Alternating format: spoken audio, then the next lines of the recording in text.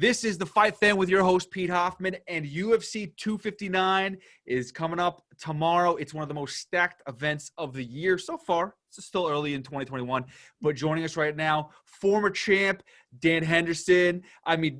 Just a champ in Pride, Strikeforce, unbelievable fighter. Thank you very much for joining us. And also we have NFL great Arthur Moats joining us as well. So thank you guys for joining the show. Appreciate it. Dan, Art, how we doing, boys? I'm excited, man. Can't wait for this fight, man. You talked about the card already. Well, we're going to get into that a lot more, but man, this is just one of those ones from start to finish that I'm looking forward to, man. Yeah, I'm excited about it too. I'm always, more interested in the ones that are the fights that the UFC's been having the last 2-3 years with multiple titles on the line. Dan, let's start with you because I have a question for you because we see that it's the champ fight between Israel Adesanya and Jan Blachowicz. Israel's going up in weight. You've done that many times in your career. Israel's coming in at 200. I think it was it 200.5 was the official weight? 200.5, yeah. Dan, tell me, how is it mixing weight classes? Is that smart to go in so light at the light heavyweight division? Sometimes you weigh what you weigh. I mean, my last fight, I think when I fought DC, I weighed in at 199. It's just sometimes you're just, when you train hard, you can't keep the weight on, and that's what happens. But I think a lot of that is mental attitude too. A lot of these fighters cut way too much weight because they think mentally they're not confident enough to just fight what they weigh, and a lot of times that's not the case. They do just fine at the weight they weigh, and your body feels better and you're stronger, and mentally you can prepare a little bit easier. Arthur, you being in the NFL, you understand the fluctuation of weight. A lot of guys like to mislead people and say that they're like certain weight limits and whatnot. But in reality, even though they might weigh 200, 205 on the scale, they're going to be 220, 230, right, whatever it is going. How is it? Give me an example in the NFL going against these guys in different weight sizes. Does it being a certain weight, does it really change things? Is it being a little bit heavier, a little bit lighter? Man, well, honestly, as Dan was talking about, just walking around at your natural weight and being confident in that, that's something that I started to pick up on later in my career, because early on I was big in this belief that, hey, I had to be 250 pounds because that's what they say you're supposed to be. That's the typical weight for that position. But once I got older, I realized, man, speed kills. I said, man, if I could be faster, even though I might be a little bit less powerful, my speed and timing is going to make it that much more impactful. It's going to make that hit that much bigger because of that. So honestly, from there, I started to, flirt down with 240s. I think the lowest I played at one point was 232 pounds, but I was lightning fast. And when I think of what Izzy's doing a little bit, in terms of staying so light, I'm thinking to myself, well, he is a very dynamic striker, right? We know his speed, what he can do. Why slow yourself down by bulking up like that? So I think, man, if he can, the biggest thing is going to be, can he take the punishment, right, at that weight? But the speed element, I think, is going to be a clear advantage for him because of that. We've seen Israel just dominate his last few fights. I mean, the Kelvin Gastelum was very interesting because we saw how that was just all-time classic fight. And it was a guy who was a little shorter reach, and it was interesting how Kelvin was able to really close that distance and really bring it to Israel. With Jan Blachowicz, it's a whole different ballgame. Jan's a big boy. So, Dan, explain to me how Israel could still control the distance and really win this fight, or potentially put on or compete with Jan Blachowicz. Well, I think the biggest thing is just, I'm sure both of them and everybody, all the critics out there kind of already have in their mind what a game plan should be for each fighter. And Jan's got power and he's quick too, but not as quick. And I don't know what his reach is compared to Adesanya, but, I think, Adesanya just needs to use his speed and stay on the outside and do what he's best at. If he can achieve that for most of the fight, then he's got a good chance. Not getting in a banging war against a guy that hits harder. That's probably not the best and smartest thing to do. Arthur, do you expect that, Dan? Arthur, do you expect this fight to be a stand banging fight, or do you think the fight's going to go to the ground at some point in time? Because Jan Ken, he can bring the fight to the ground and really is good at ground and pound. No, without a doubt. I mean, you've seen what he's able to do when he gets you in close and stuff like that. And obviously, he's the bigger, stronger fighter. I mean, it was very clear at weigh-ins, and you're going to see it even more so tomorrow when they're able to come in at whatever weight they bulk up to over these next 24 hours. But to me, after watching how Izzy handled Paulo Costa, after watching Izzy when he had that war versus Kelvin Gastelum, I just think he's going to try to stand and use his speed and stay on the outside, similar to what Dan was saying just a little while ago. Now, that gives Izzy the best chance to win, but that's also the most dangerous for him as well, because we know if Yan connects, this isn't Kelvin Gastelum hitting him. This is a big man, and I just don't think that Izzy's going to be able to take that type of punishment, also knowing that he's a little bit lighter in this fight as well. Do you believe Arthur? Do you believe the fact that Paulo Costa was too drunk on the last fight with Izzy? Look, all I'm gonna say is this: when you start coming up with all these different exotic reasons as to why you didn't perform well, it's never a good look. We can all remember what was it, the boxer Deontay Wilder, right? He loses to Tyson Fury. He's, oh man, it's because of my pre-fight workout warm-up suit. Like, it was too heavy. That thing was gigantic, by the way. It's not a good look, man. It's not a good look. All right. So at the end of the day, Paulo, it doesn't matter what happened prior to the fight. Once you were in there, we all were under the assumption that you were good to go. So if you came into that fight too drunk, I blame you for that. I don't think it's an excuse. I think it's just, bad judgment in the big fight, the biggest fight of your career on top of that. Dan, was there ever a fight where you walked into where you just were getting the jitters or whatever it is, you couldn't fall asleep, whether it was time difference or whatever, and then you just needed something to like put you to bed, and you took a few too many drinks or something like that?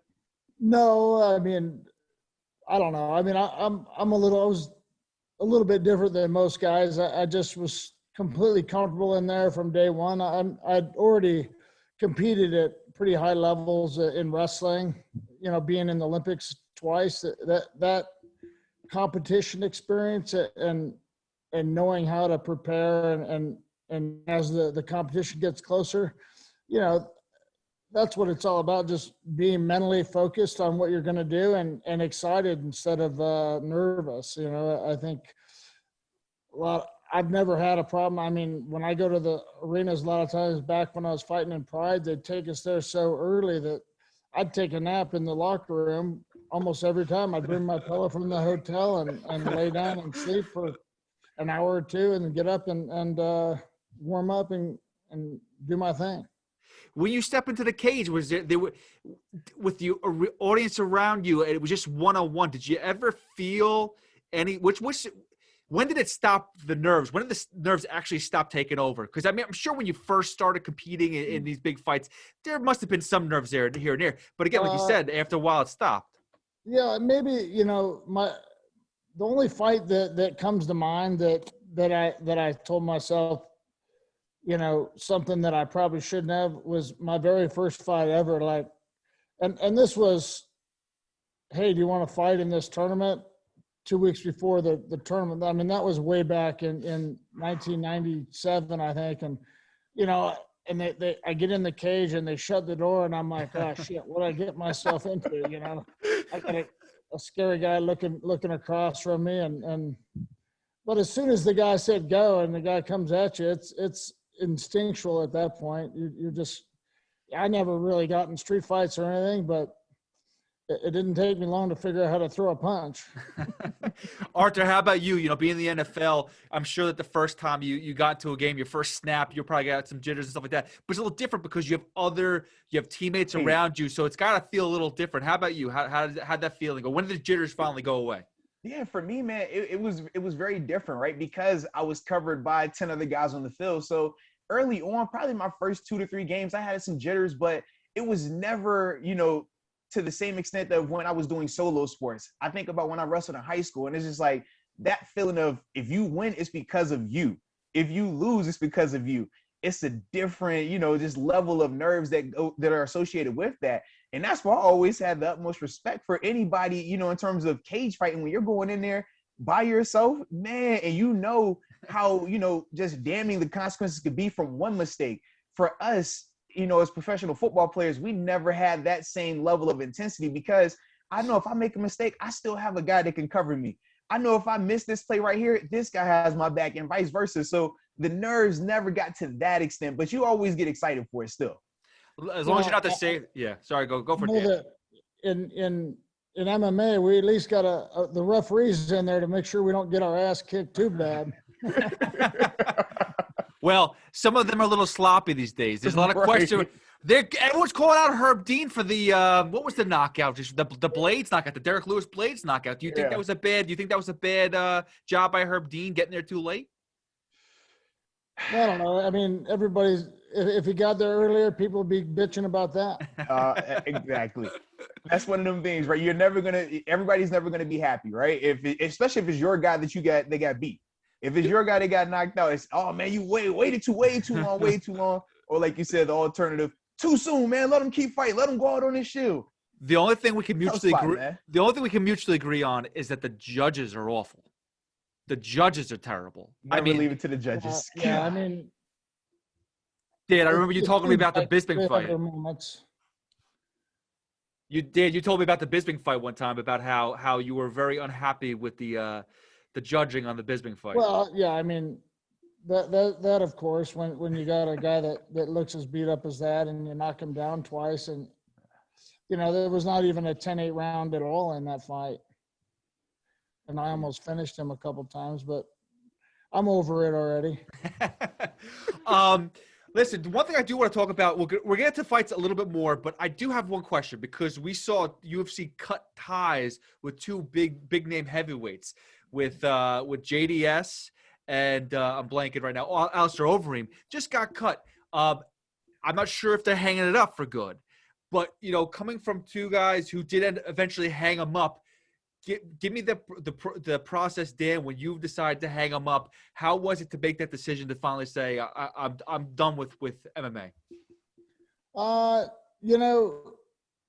I mean, I was in there. My last fight, I was 46 years old, so I think the biggest thing for me, it wasn't how my body felt. I mean, I felt like I could have still done it. I mean, I still get in there and spar, maybe once a week with the guys, but I just spent way too much time between practice, after practice, and then, almost every day I'd come home and just lay on the couch, and that's all I could do, is go to practice and come back and rest. And I wasn't hanging out with my family and doing anything with my kids. And as that started to happen more often, I was like, it's time. And the timing was good. I was almost maybe going to retire at the Hector Lombard fight in LA, and I wasn't sure. And then they offered me a title fight against Bisping. I thought that would be a good one to go out on. Unfortunately, it didn't go quite the way I planned, but it's the way it goes. Arthur, how about you when you decided to hang him up in the NFL?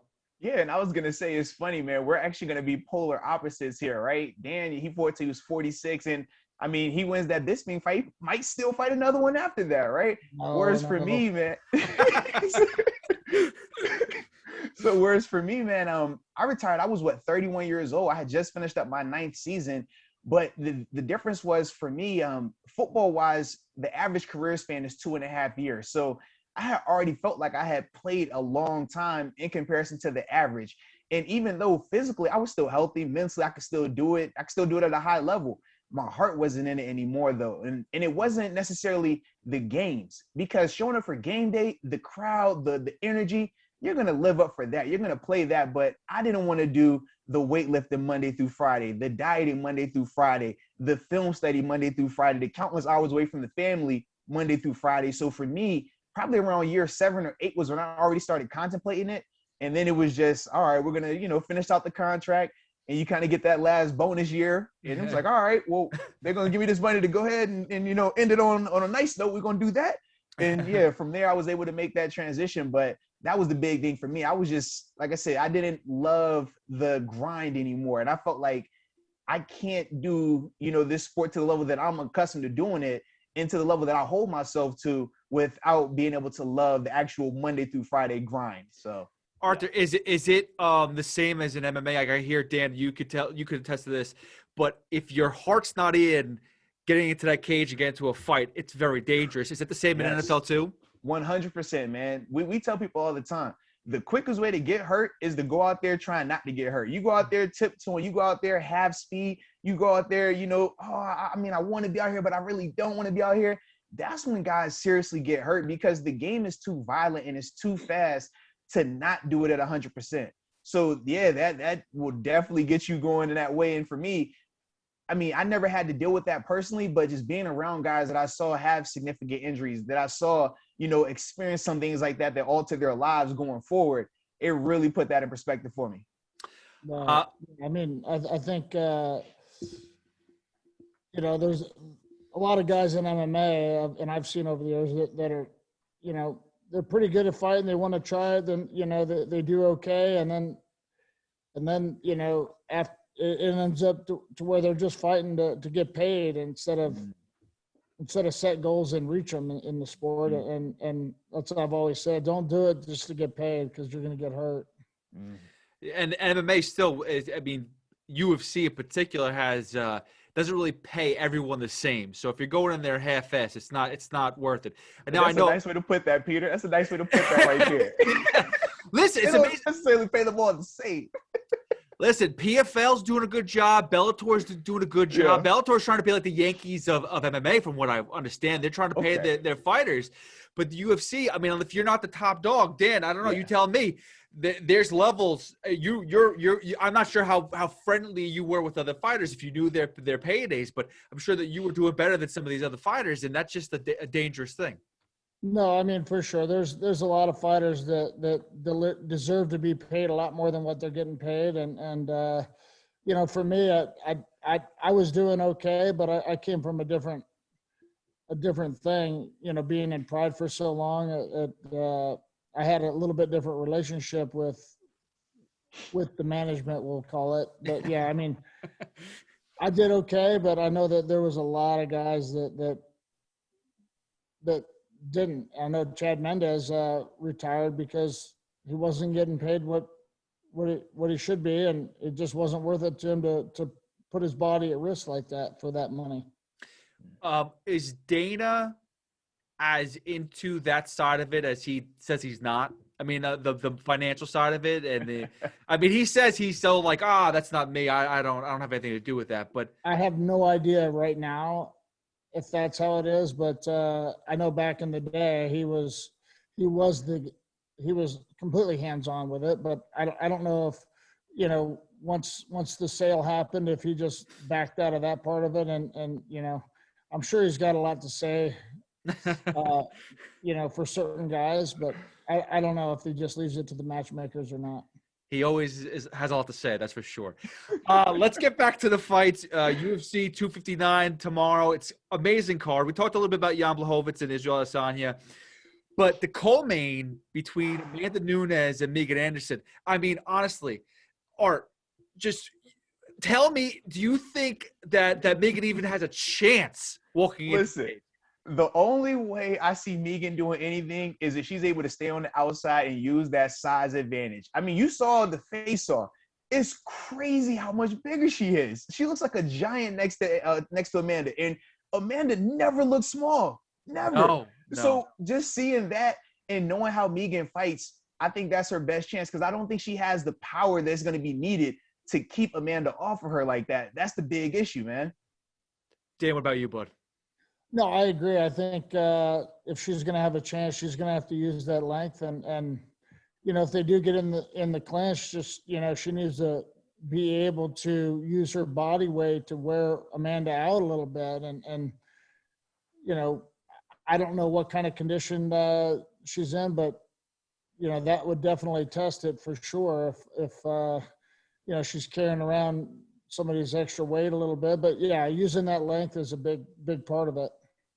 Is this a type of fight, Dan, where we should be almost like worried for Amanda Nunes because Megan is such an underdog. Like she's such a dog in this fight. The odds are ridiculous. Like no one's giving her a shot at all. Is this the one? Like would Amanda Nunes like kind of take her lightly in this sense, and we see something shocking happen? I mean, that's usually how it happens. If someone does get taken lightly, it's because of that. But I mean, I think Amanda Nunes has been around a long time and a pretty good competitor where she's not going to take anyone lightly, especially in MMA. Everybody's dangerous at something in the sport, and you just got to be careful no matter what, no matter who you fight. And Art, if I'm correct, I mean, Amanda Nunes was that person versus Ronda Rousey. No one knew who Amanda Nunes was, and all of a sudden she's out there crushing Ronda Rousey. So remember, she silenced the crowd after that because of the whole situation where everybody was hyping up Ronda. She went and silenced the crowd, made sure it was very much on display. But the thing, I mean, when you think about Amanda's with Amanda, we've seen her win in so many different styles. We've seen her with the head kick versus Holly Holm, showing that, hey, you're not the only one who has kicking ability. Then we saw her go toe-to-toe throwing bombs against Cyborg. To me, she's just on her feet.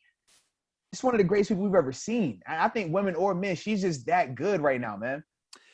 If Amanda Nunes does win, who can actually challenge her in either featherweight or bantamweight? I mean, the only person I can honestly think of is Shevchenko for the third fight. And but so you got to run it back. Yeah. But that's it. I don't see anyone else. I mean, do you guys, Dan, do you see anybody that could actually go toe-to-toe with her? Not right now. I think she's been pretty dominant and wait a few years and somebody will pop up that they always do. They always do. Stay there forever. No, that's the one thing. Like everyone is always humbled at some point in time. We've seen every single fighter. It doesn't make a difference. Anderson Silva, who I think is one of the best ever. I mean, he got Chris Weidman, put him down, put him in his place. I mean, again, we've all seen that happen. So we've seen the only person we haven't seen, I guess, is Khabib, right? Well, Khabib and Jones. We haven't seen Bones yet. Yes, that is true, John Jones. Which, by the way, how do we feel about this jump in weight for John Jones? Well, I like it. Oh, go ahead. Go ahead, Dan. I was going to say he's got the height, but and it's all about, in my opinion, I've never cared too much, like you said earlier, about weight classes and it's all about positioning and technique. And Jones has shown that, he can come up with a good game plan and stay in that position and kind of keep with that game plan. And so I think he's got a good shot at being a really good heavyweight. I just don't think he looks the same as he used to, pre-testing positive 3 times. I don't think I don't know if it's just his age or just the fact that he finally said, oh, I might as well just give this stuff up now because I can't keep getting caught. I don't know. That's interesting. Art, what about you? Yeah, so for me, man, I like the fact that he's going to take the challenge of bumping up. This is something that we've all wanted to see from him. Once the DC fights ended, it was like, all right, when are you going to take that next step up? Because, we're tired of seeing you at the same at 205. But my biggest concern is, can he take that power? Because at 205, those guys, yes, they have knockout power, but it's different. He's not facing guys at 205 like Francis Ngannou. He's not facing guys like your Derek Lewis's. He's not facing that at that level. And even though he has great game plans and he's able to control the space and the distance, those guys find a way to touch you. We've seen Derek Lewis evolve. Derek, you saw his last fight. What did he say? Man, I just sat here and waited on this uppercut. I knew it was going to come, and I waited the whole fight to get it. Oh. That's all it takes is one shot. So for me, with John, I'm just like, I need to see if you can handle that one shot, because that's the difference right now. At 05, you don't have to worry about that. At heavyweight, it's different. Or do you think that that Stipe is a better matchup for John Jones? Because absolutely, again, Francis is a guy that definitely has that power that we're talking about. So Stipe would be a logically better matchup for John Jones. Who else in that division would be a good matchup for John Jones? Well, and this is the unique thing with Stipe, right? Even though he's the better matchup because of the lack of knockout power, I still feel like he's the tougher matchup for John because he's a more skilled fighter. He's closer to John from a skill standpoint than your Francis Ngannou's, than Curtis Blade versus or Derek Lewis. Those guys are more knockout artists, and they're trying to expand their game. But we've seen the blueprint on how to beat those guys. If you can get them on the ground, that power is null and void, and they struggle. John is great on the ground. We know what he can do in terms of taking guys down and going to work down there. So it's hard to find, outside of the whole knockout one-shot power guys, it's hard to find a really good matchup from my perspective, at least. But I would love to hear from Dan because obviously he has way more experience in terms of being able to just look and say, well, this guy could be a difficult matchup because of that. No, I was thinking the same thing, almost for the same reasons. But yeah, I think Stipe is, maybe a less dangerous matchup for Jones, but I think he's a tougher overall fight. He's harder to take down. He's got decent wrestling, and he's quicker than the other heavyweights as well. And he's got good hands, and he's knocked heavyweights out. So he does have power, and I think if Jones fights one of those other big dudes that all they could do is knock you out, he's really proven, that most of the time, I should say, that he sticks to a game plan and he's going to go out there and take him down, I believe, and use his length at first and irritate him a little bit with his stupid teep kicks and knee kicks, and and then just take him down. He's capable of doing that, and yeah, these guys aren't going to be able to get up very well like the lighter guys can. Again, we're talking about UFC 259 is tomorrow, and we have another title fight. I mean, dude, the fact that there's 3 title fights is ridiculous. I love it. That you can't knock what the UFC does. During a pandemic, they've really been able to still put on a great show. Petr Yan, Aljamain Sterling, I mean, arguably could be the best of the 3 fights. I don't know. I'm a big Aljo guy. I like his Funkmaster style. But Dan, give me your thoughts. A lot of people said that Petr Yan hasn't really fought a top-notch opponent yet. Aljamain's his first real test. Is that true? Yeah, I think at that level, most guys are going to be a good test for. If they've reached a title contention fight, it's going to be a good test for some of these guys. And yeah, I like Jan. He's a tough dude. He's just a goer, and I have not seen the other guy fight very, very much compared to him. So, I mean, I'm leaning towards Jan on that, probably based on just not seeing the other guy enough. And Arthur, what about you? Yeah, for me, man, when I think of Petr, I look at that fight that he had against Jose Aldo, and it looked like he got stronger as the fight went on. We saw him obviously in the fourth. Well, no, it was the second round where he actually hurt Jose at the end of it, and then obviously in the fourth where you really saw him pick up steam and then finish him right after that. But when you look at Aljamain, it's crazy how unorthodox he is when he fights. I mean, he sets up things off of the kicks that shouldn't be set up off of kicks. Kicks to strike, kicks to take down, and it really it looks like the opponents are never comfortable in there with him. He controls the distance good, and you obviously know when he gets to the ground, I mean, he's an elite level wrestler.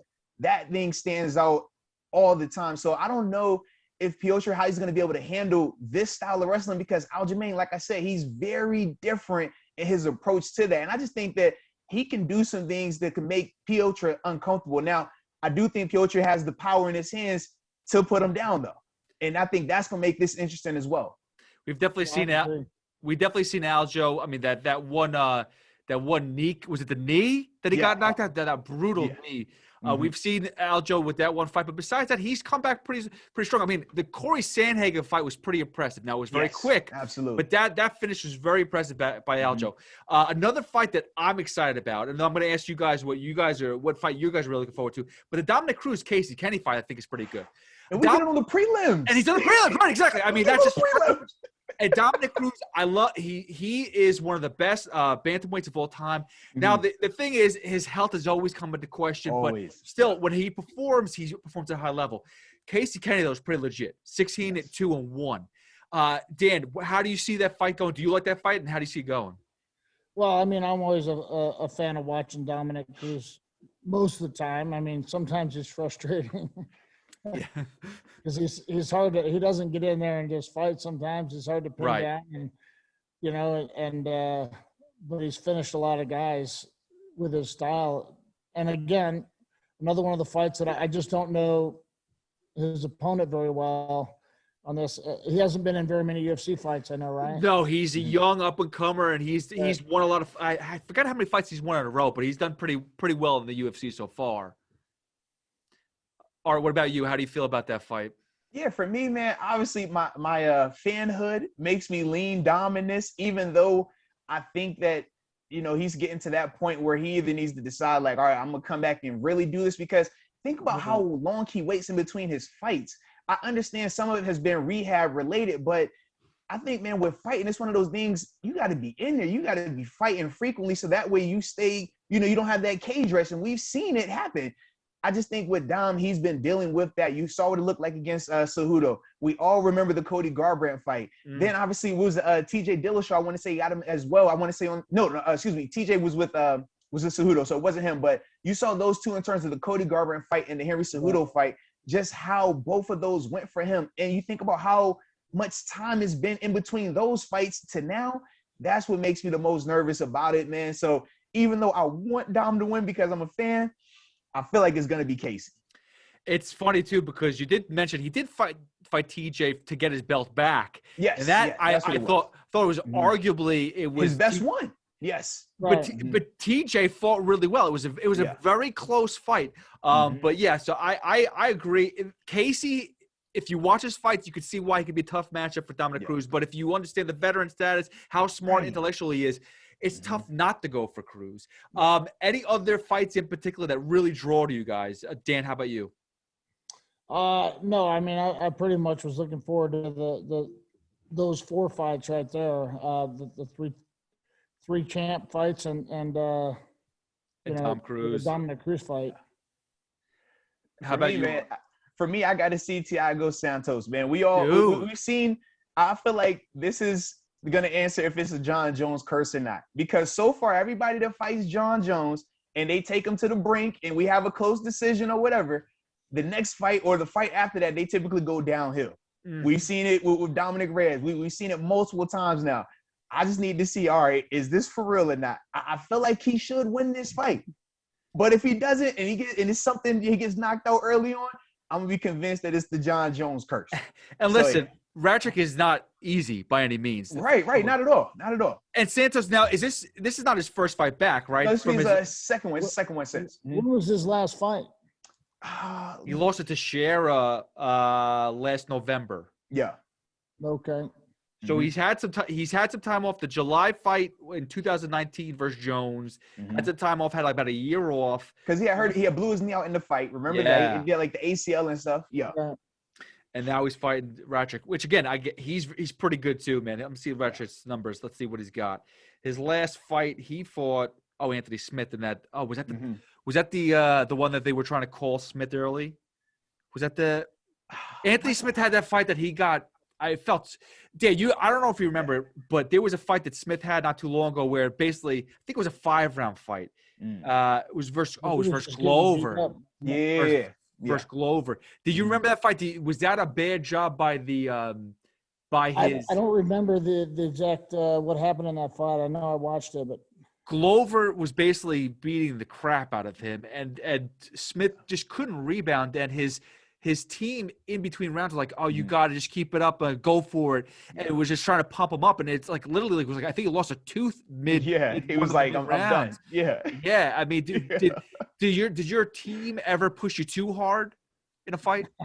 No, I mean, I'm the opposite of that. Yeah. And a lot of fighters are, but, like when I was supposed to fight John Jones, I mean, I kind of tweaked my knee and, like 2-3 weeks out and I was still planning on fighting up till the week of, and they had to sit me down and said, dude, it's not a good idea. I mean, I didn't train other than ride a stationary bike for 2 weeks. And you know, I was still going to go in. I mean, and I had never pulled out of a fight before that. So it was hard to do, but so, yeah, I mean, I have my team kind of goes the other way with it, you know? Well, before we let you go, Dan, is there anything you want to promote? Anything you're doing right now? Not really. I mean, I'm just coaching my guys. You know, I'm working on. I'm putting a brewery, distillery, restaurant in the building I own where my gym is. So you'll be able to have a drink and watch practice if you want. There you go. I like it. But I other than like that, it. Just enjoying life. And Art, what about you? You got the book out? Anything else you want to promote? Absolutely, man. Just check There the it book is. out, man. Moats Theory of Life. It's available at moatstheory.com, man. That's the big thing right now. And then, you know, follow me on all on the YouTube stuff, man. Just youtube.com/ArthurMoats55. Follow the media journey that we got going on right now, man. Awesome. Well, guys, thank you so much. I appreciate you guys joining the Fight Fan. And let's do this again soon. And enjoy the fights, all right? Absolutely. All right, sounds good, guys. Thank you. Dan, thank you. Art, thank you so Appreciate much, y'all. guys. I'll be in touch, all right? No doubt. Peace. Boys, take care.